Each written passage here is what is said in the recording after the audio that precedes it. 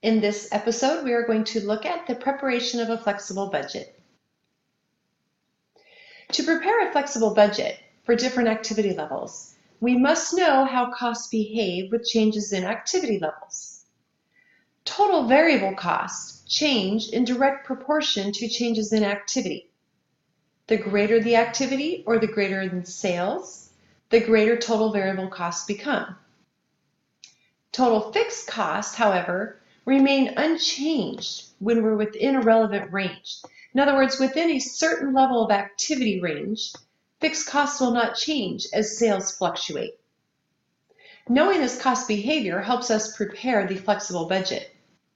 So in order to prepare a flexible budget for ABC Company, we know that they budget to sell each unit for $10, and they budget variable costs per unit of $4.80 and a contribution margin of $5.20 per unit sold. Total fixed costs are budgeted to be $40,000. We always express variable cost as a constant amount per unit. So here we can see them preparing a budget for 3 different levels of activity.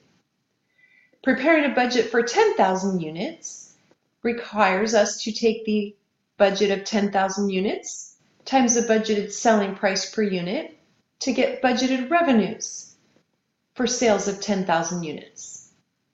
We take the budgeted level of sales times the variable cost per unit to get the total variable cost budgeted per unit. We do the same thing for a 12,000 unit budget. Number of units budgeted times the selling price per unit to get total budgeted revenues when 12,000 units are sold. Total number of units budgeted 12,000 times the variable cost per unit to get total variable cost budgeted for sales of 12,000 units. We could repeat this process for 14,000 units sold. The fixed costs, however, do not change between the different levels of activity. Because recall, fixed costs do not change as the level of activity changes. They budget $40,000 in fixed costs whether they sell 10,000 units, 12,000 units, or 14,000 units. So now, when we look at the variances between the budget and the actuals, we are seeing variances that are caused not because the level of sales between actual and budgeted results are different, but because the selling price per unit or the cost per unit or total fixed cost were different from the budget. Unfavorable cost variance indicate costs are greater than expected.